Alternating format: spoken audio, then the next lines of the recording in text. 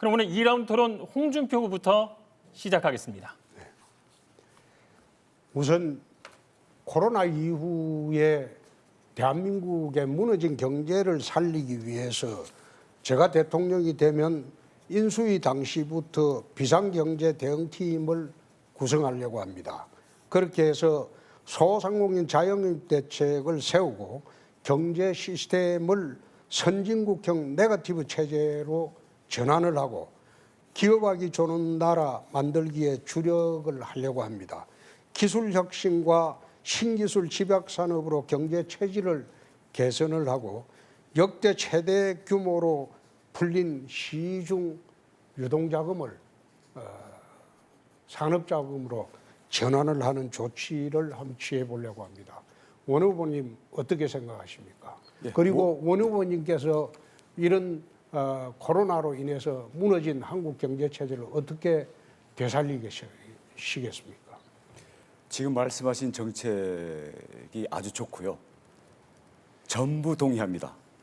그런데 제가 더 잘할 것 같습니다. 예. 네. 예. 그래 대답하고 끝납니까? 네, 뭐 이견이 없으니까요.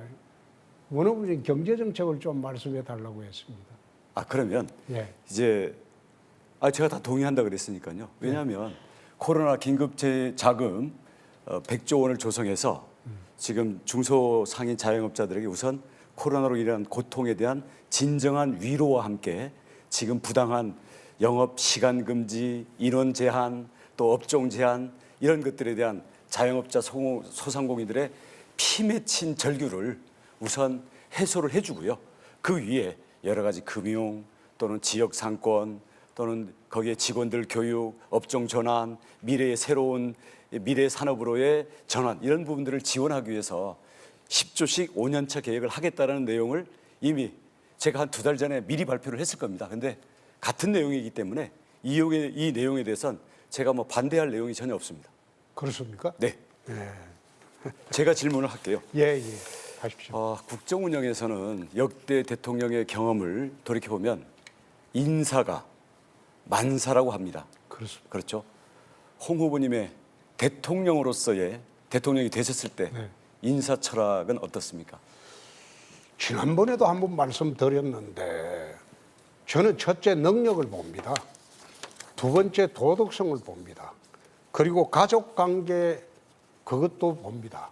그렇게 해서 능력이 출중한 사람, 두 번째는 도덕성이 충만한 사람, 세 번째는 가족관계, 교우관계가 괜찮은 사람, 그걸 다 이제 검정 시스템으로 통해서 검증을 해서 선택을 하려고 합니다. 역대 대통령을 보면서 저는 그 말씀에는 기본적으로 동의를 하고요. 네. 사람을 잘 쓰는 게 중요하겠죠. 근데 그 인사를 어떤 시스템으로 하느냐도 중요합니다. 저는 그렇습니다. 나 홀로 또는 끼리끼리 패거리 인사를 하는 것이 아니라 예. 집권 여당의 당과 함께 그리고 국민과 함께 널리 그 분야의 관계자들의 평가를 듣고 투명하게 인재를 등용해서 그에 따른 결과에 대해서도 그 전문 분야의 평가가 공정하게 이루어질 수 있는 투명성을 갖추는 게 굉장히 중요하다고 생각합니다. 네. 이 내용은 생각이 다른 내용은 아니고요. 예. 그 말씀하신 사람을 쓰는 문제에다가 투명성 그리고 함께하는 인사를 해야 된다는 말씀을 드리는 거고요. 지금 도덕성을 말씀하셨는데요. 대통령의 도덕성은 얼마나 중요하다고 생각하십니까? 사실 그 대통령의 도덕성 문제는 서구 사회에서는 이게 굉장히 중요한 문제죠. 근데 우리나라에서는 대통령의 도덕성 문제를 잘 따지질 않습니다. 여태는. 근데 이번 대선은 이재명 후보가 사실 도덕성 측면에서는 아마 대선 후보 중에서 이만큼 도덕성이 없는 사람은 저는 처음 봅니다. 그래서 이번 그 대선에서 무엇보다도 도덕성이 중요한 기준이 아닐까 저는 그런 생각을 합니다. 네. 우리 홍 후보님께서는 뭐 깨끗한 후보 또는 도덕성은 자신 있다고 말씀을 하시는데 예. 어제 또 3일 전에 국정감사를 지켜보다 보니까 예. 또 똑같은 세종대왕님 한글을 쓰는 그 말 갖고도 예, 뜻을 다 달리 쓰더라고요. 예, 홍 후보님께서 쓰시는 대통령의 도덕성, 예. 그러니까 대통령의 도덕성은 어떤 것들이 가장 중요한 그 요소로 들어가는 거라고 생각하십니까? 우선 제일 처음에 하는 것은 부패 스캔들이 없어야 되겠죠. 네. 예. 정치를 저도 이제 26년 하면서 온갖 검증을 다 받아봤지 않습니까?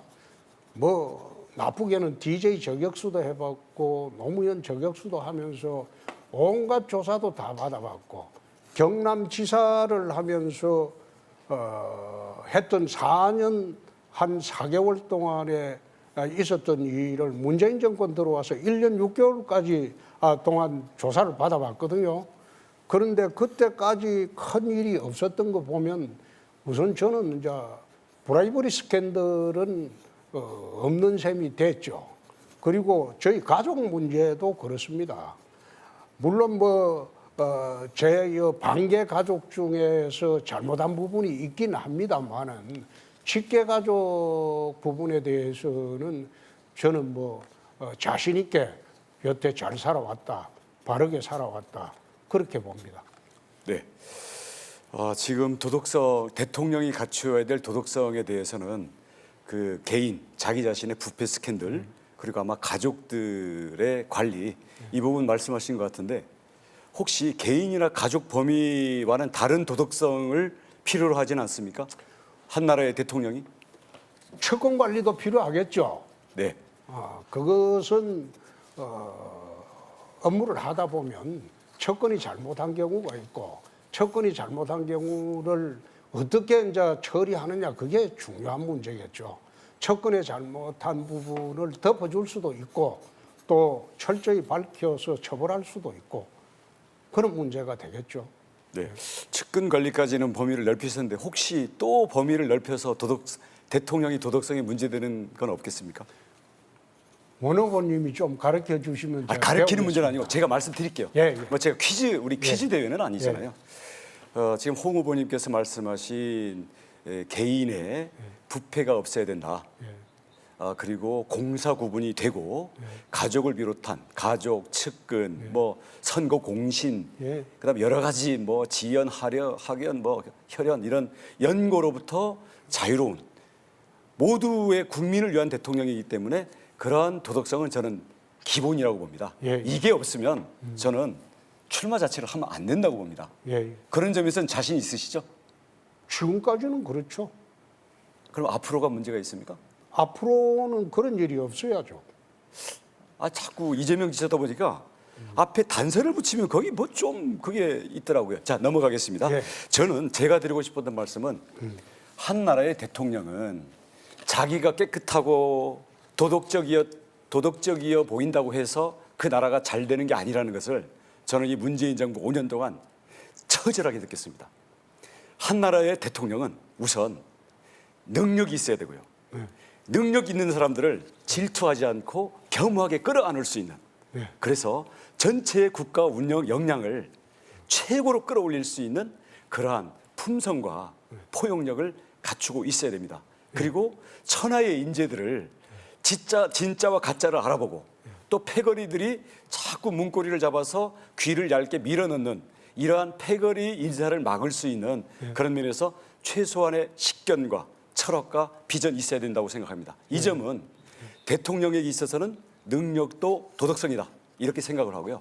또 하나는 여기에다가 국민들이 대통령이 아무리 깨끗하고 측근들이 깨끗하고 해도 믿어주질 않습니다. 왜냐하면 투명하지 않기 때문입니다.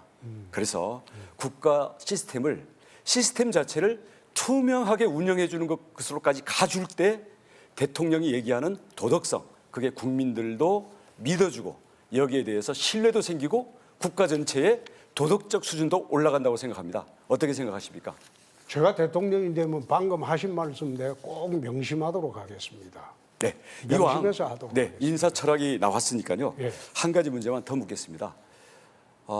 대통령이 그 분야의 모든 분야의 지식을 알 수도 없고 또 모르면서 괜히 아는 척하면 나라를 어마어마하게 이게 망언과 실수와 이런 걸로 해서 나라를 위험에 빠뜨린다고 생각합니다. 그렇습니다. 그래서 대통령이 알아야 될 총론 또는 철학 이게 과연 어디까지인가 이런 게 좀 문제가 되거든요. 어떻게 생각하십니까?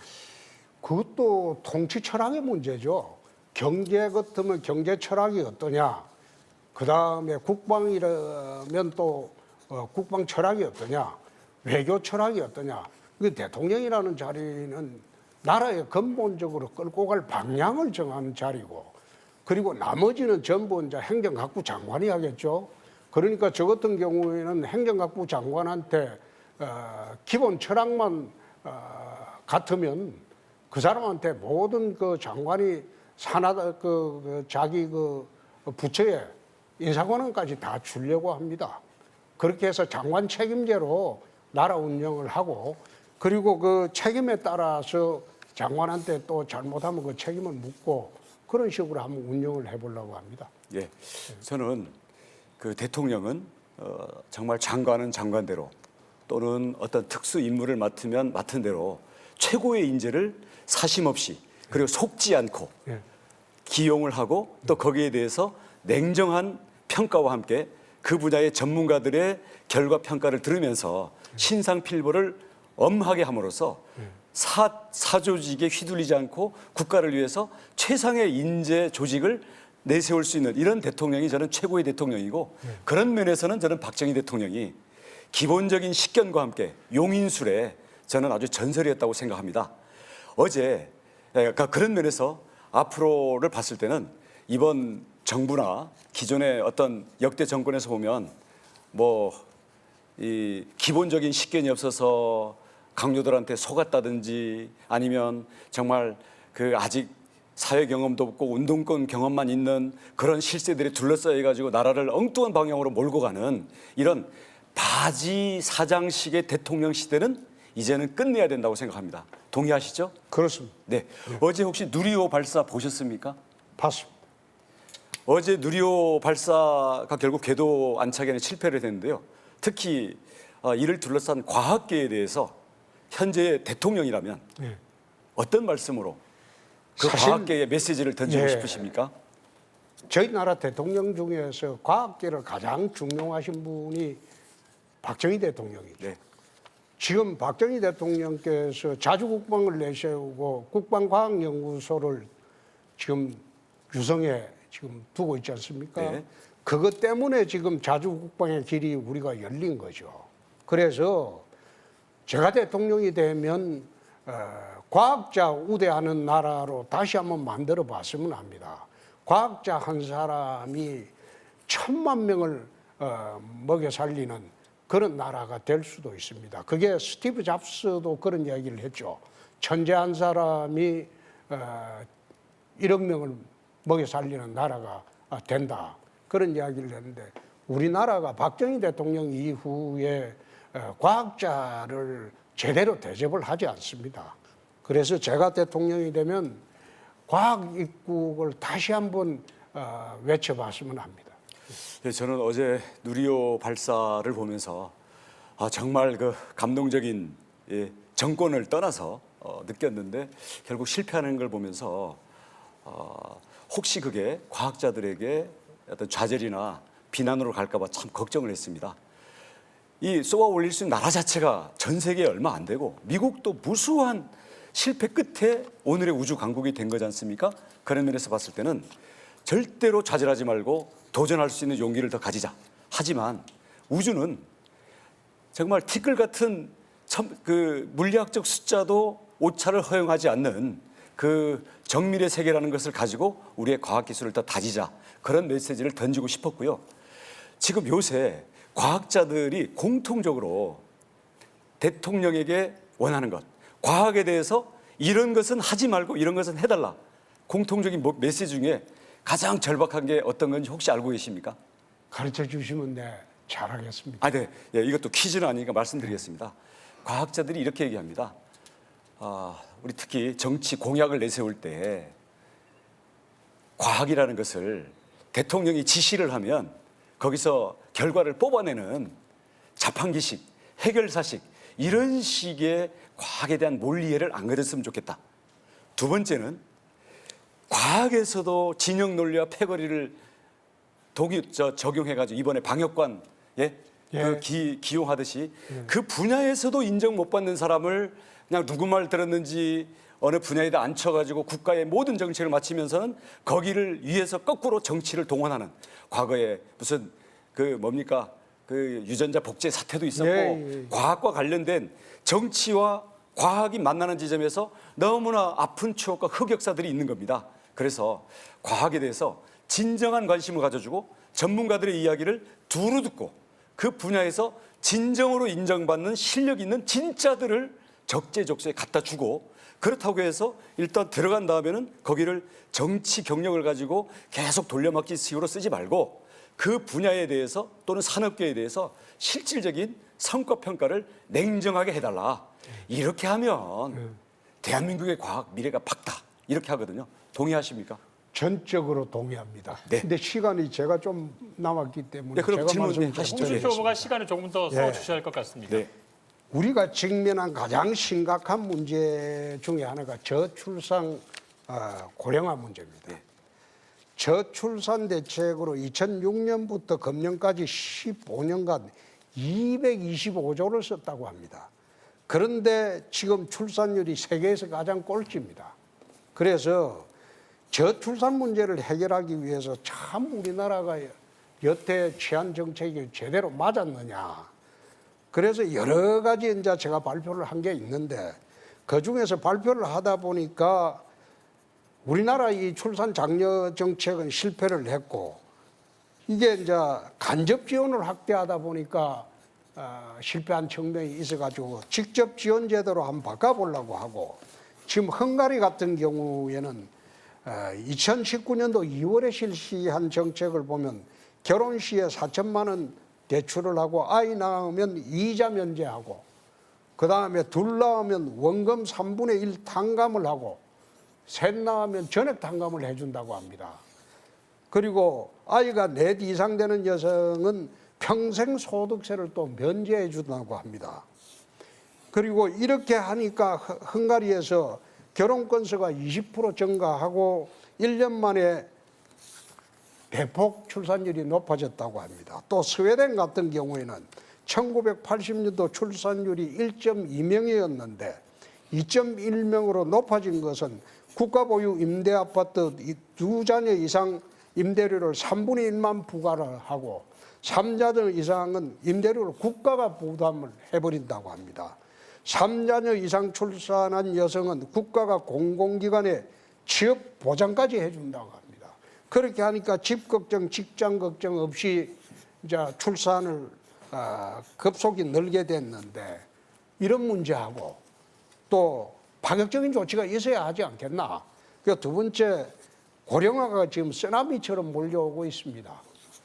그래서 이거 대통령 임기 중에 닥쳐올 초고령화 시대에 대비해서 노인복지청을 새로 한번 설립을 하고 소득 안정, 임금 피크제, 정년 연장 등을 공론화하고 사회적 대타협을 통해 한번 대안을 한번 마련해보고 마련해보고자 그렇게 한번 생각을 해봤는데 어떻습니까?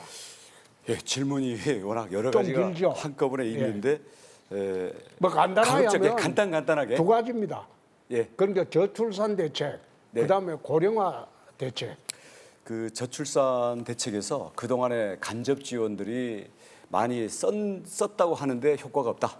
고로 대출금이라든지 임대 아파트라든지 이렇게 헝가리나 스웨덴처럼 좀 직접 지원책을 쓰자. 저는 기본적으로 필요하다고 봅니다. 근데 직접 지원책에 대해서 가장 화끈한 사람이라 그러면 허경영을 따라갈 수가 없겠죠. 그렇죠. 네네.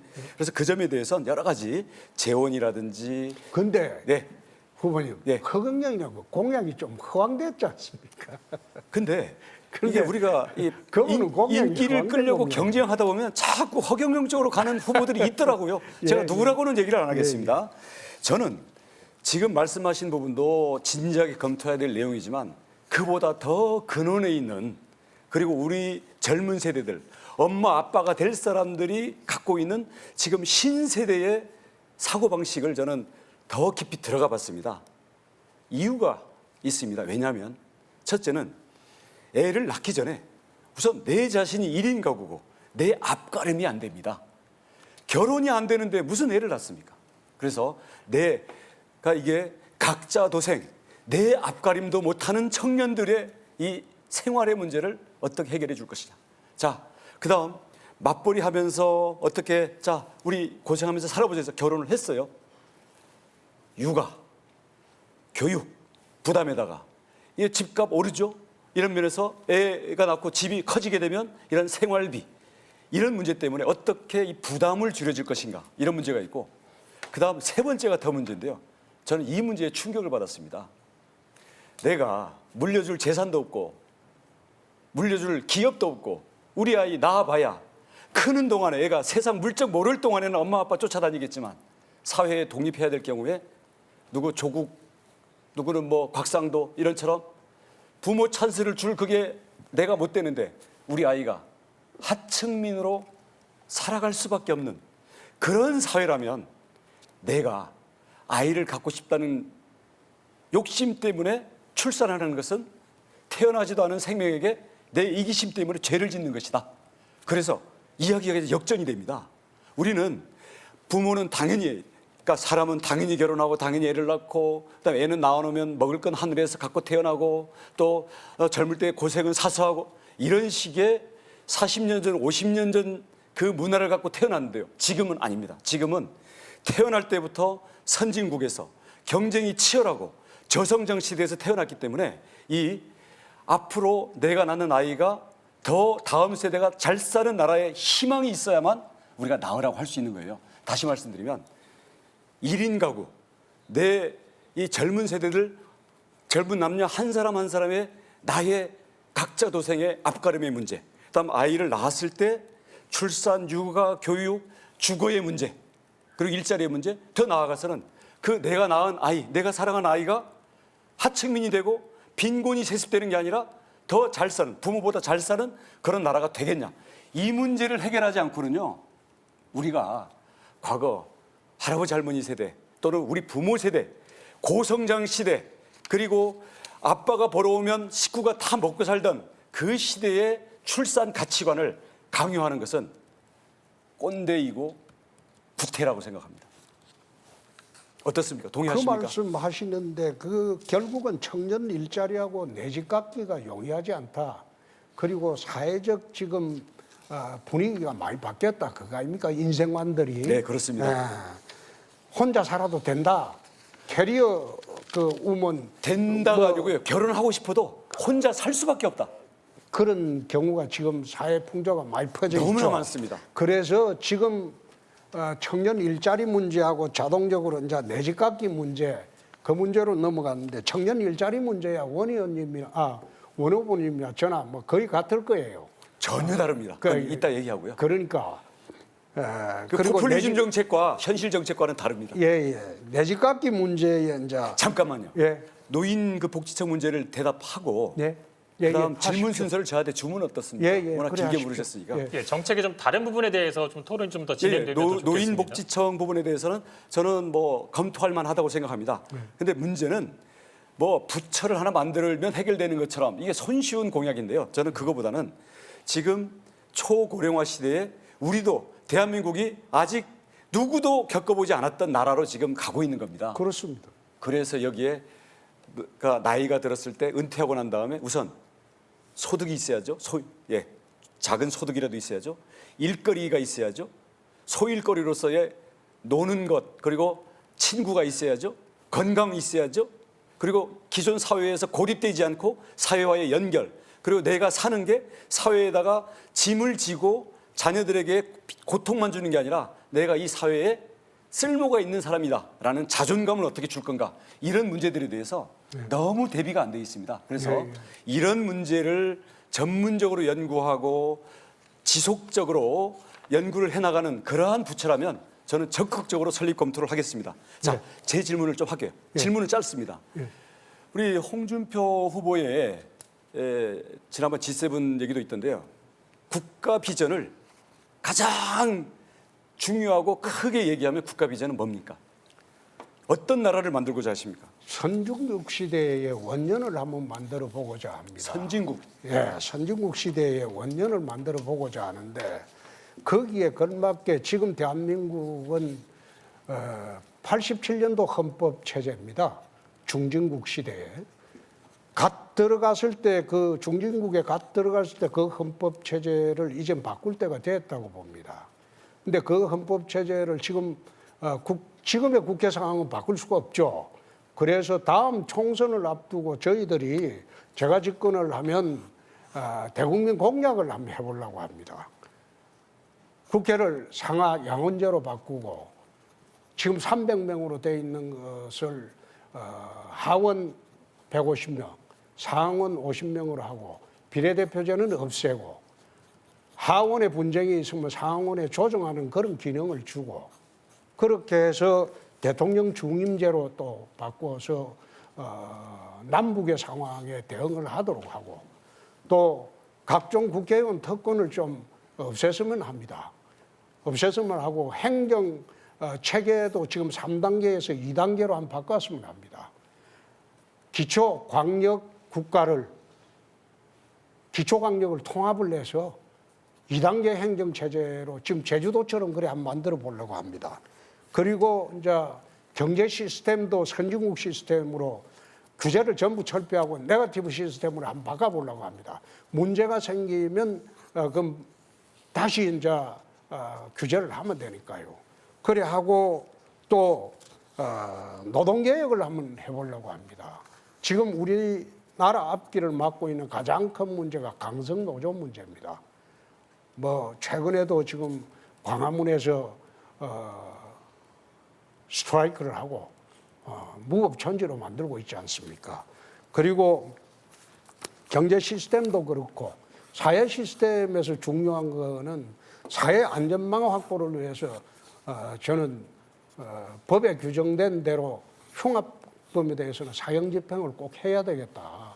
내가 그 이야기를 말씀을 드리고 그리고 대북 정책에 대해서는 지난번에도 제가 말씀을 드린 바가 있는데 더 이상은 대북 정책에 예그라는 북에 그냥 목매다는 정책이 아니고 남북 불간섭주의로 하고 체제 경쟁주의로 하자.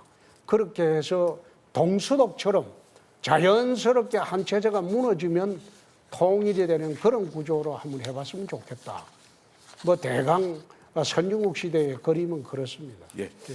그러니까 87년 체제가 중진국 시대에 또 고도성장 시대에 만들어진 건데 지금은 선진국으로 가야 되기 때문에 헌법도 고쳐야 되고 선진국 경제 시스템으로 가기 위해서 규제 철폐와 강성 노조를 타파하는 것을 해야 되고 그리고 지금 국회라든지 이런 정치 제도도 다 바꿔야 된다. 뭐 이런 말씀을 쭉 대북 정책도 이제는 북에 끌려가는 게 아니라 우리는 당당한 선진국으로서 북에 대해서 당당한 그런 대북 정책을 펴야 된다. 뭐 그런 결국 그러면은 선진국 내지는 그래서 그런 의미에서 G7으로 지금 하신 거죠? G7을 목표로 하는 거죠. 지금 이탈리아하고 아마 G7 국가 중에서 제일 떨어지는 나라가 제가 보기에는 이탈리아라고 들었습니다. 예. 그래서 이탈리아까지는 목표로 하고 우리가 뛰어야 하지 않느냐 그래 봅니다. 예. 지금 G7에 캐나다가 들어가던가요? 캐나다가 아마 들어갈 겁니다. 네, 좋습니다. 결국 뭐 G7이든 선진국이든 지금까지 우리가 고도 성장을 해오고 우리 정치 체제와 남북 관계가 왔던 이 전체 시스템을 선진국 시스템으로 아무튼 바꾸는 그런 대통령이 되겠다 그런 취지인 것 같습니다. 뭐 가슴 뛰는 얘기고요. 큰 틀에서는 저는 우리 홍 후보님의 어떤 그 국가 지도자로서의 어떤 큰 스케일 이런 부분들이 잘 나타나는 호방한 그런 목표라고 생각합니다.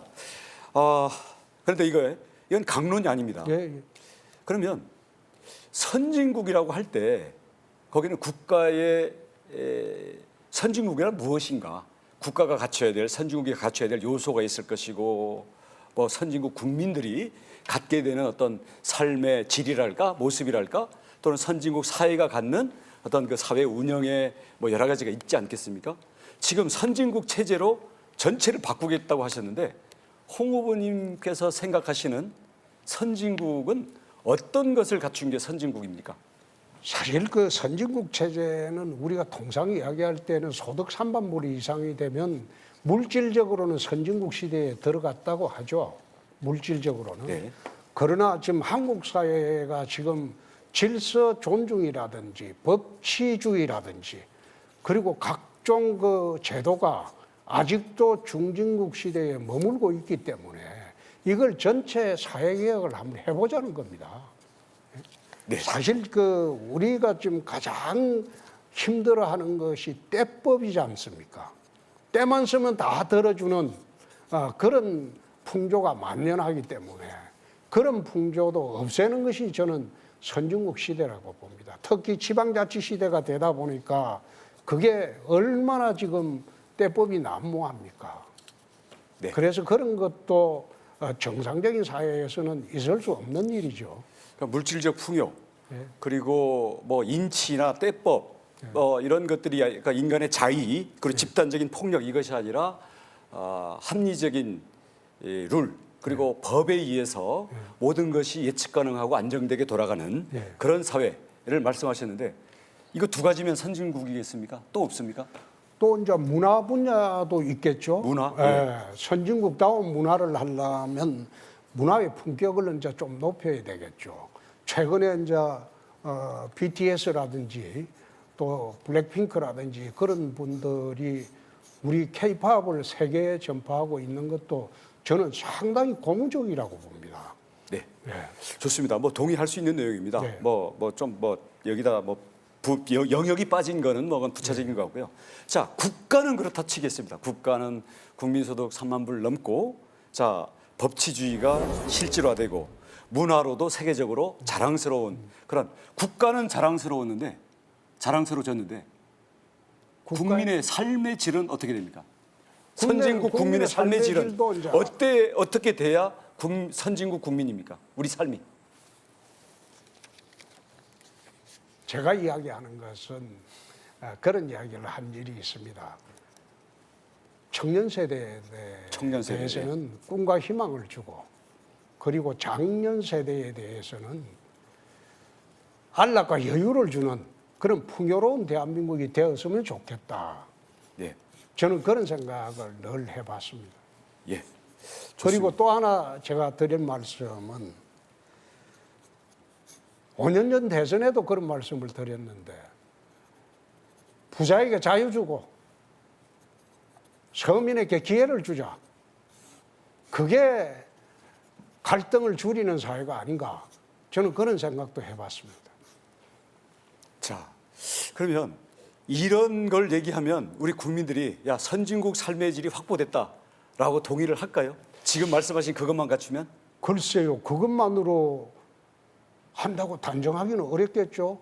원 후보님이 말씀해 주시면 또 한번 생각해 보겠습니다. 예, 뭐 저는 퀴즈 문제가 아닙니다. 네. 우리 홍 후보님께서 이런 국가를 만들겠다. 또 우리 국민은 이런 삶을 살았으면 좋겠다. 왜냐하면 대통령이 될 수도 있는 분이니까 저는 우리 국민들이 그게 너무나 중요한 문제라고 생각하거든요.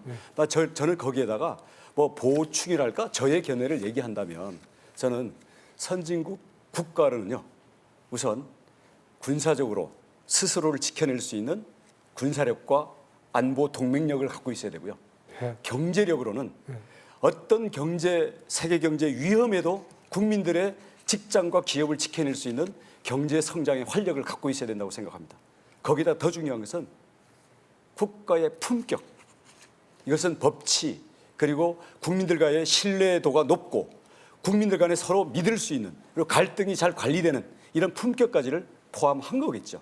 거기에다가는 국제적으로 과거 원조받던 나라에서 이제는 원조할 수 있는 나라가 됐기 때문에 기후변화라든지 미래 세대의 문제라든지 아니면 디지털 이런 경제 성장이 인류의 미래에 주는 문제들에 대해서 우리도 함께 인류의 문제도 고민하고 기여하는 그런 나라로 품격 있게 올라가야 된다고 생각합니다. 그런 의미에서는 이런 것들은 우리 김구 선생님이 얘기했던 문화가 아름다운 나라 뭐 이런 것이랑도 통하겠고요. 미국의 그 역대 대통령들이 추구하는 소프트 파워 강국 뭐 이런 것도 연결되겠고요. 그래서 이런 면에서는 저는 과거의 전통적인 부국 강병이라든가 아니면 중국처럼 그냥 중화 굴기 이런 것을 넘어서는 국민의 삶의 질을 훨씬 더 고민하는 그런 국가가 되어야 된다고 생각을 하고요.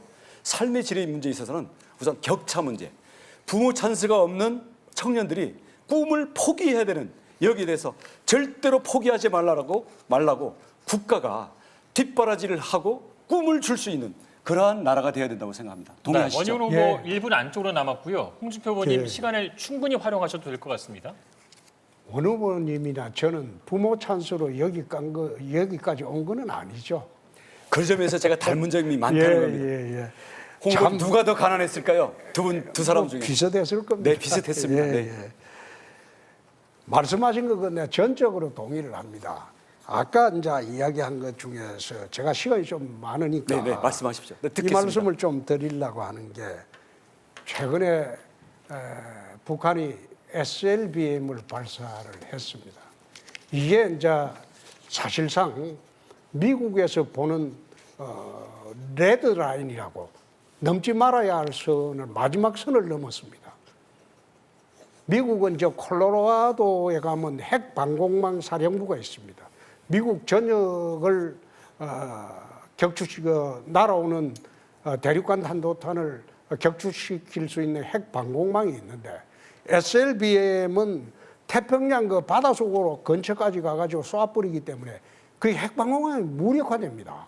그래서 미국의 최근에 이제 보수 싱크탱크인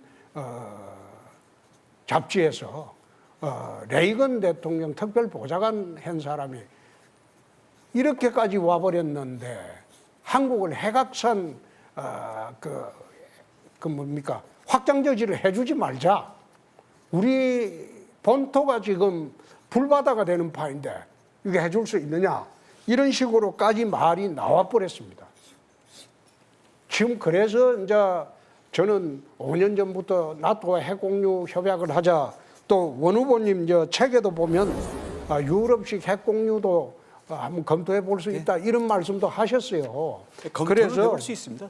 그런 말씀도 하시고 이래서 자꾸 이제 윤석열 후보님은 자꾸 핵확장 확장 억제 그거에 기대려고 하는데 30년간 기대해 온 거거든요. 그래서 만약 원 후보님이나 제가 대통령이 되면 이 5,200만 국민의 생명과 재산이 달린 겁니다. 바이든 대통령하고 이 단판을 지어야 됩니다. 독일의 슈미트처럼. 슈미트가 단판을 지어서 그 전술핵을 배치했거든요. 만약 안 해주면 자기도 핵 개발한다고 그렇게 했습니다. 그리고 드골 대통령이 프랑스가 핵 개발을 할 때에는 나토에서 탈퇴를 해버렸어요.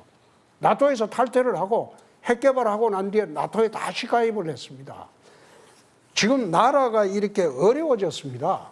어려워졌는데 여러 가지 국제관계 문제가 있겠습니다만 우리가 선진국 시대에 들어와서 이제는 나라의 자존심을 살려야 되고 국격을 살려야 할 때입니다. 그래서 저는 대통령이 되면 바이든 대통령한테 이 핵 공유를 하든지 전술핵 배치를 하든지 그렇지 않으면 우리도 슈미트처럼 할 수도 있다. 그런 식으로 협상을 하려고 하는데 원 후보님 어떻게 생각하십니까? 답변 시간이 너무 없어서 짧게 얘기할게요. 네.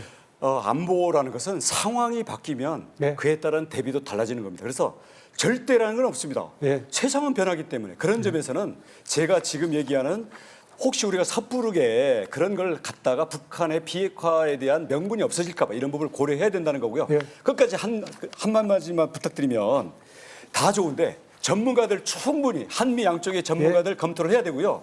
어떤 연구소에 여론 띄워보기 이걸 가지고 너무 고무되면 안 된다. 그리고 결정할 때 절대 독불장구식으로 제멋대로 혼자 결정하지 마십시오. 홍 후보님께 국민들이 걱정하는 게 그거거든요. 네. 네, 원희룡 후보는 시간을 다 쓰셨고요. 1분 24초 남았습니다.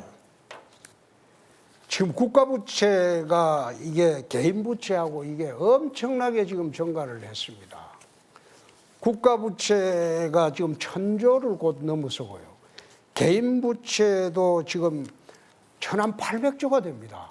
특히 자영업자 소상공인들 이 부채가 폭증을 하고 있습니다. 코로나 때문에. 그래서 이 문제도 우리가 정말로 관리를 해야 할 문제입니다. 제 시간 드릴 테니까 말씀하시죠. 이 국가 부채 문제를 어떻게 해결하시겠습니까?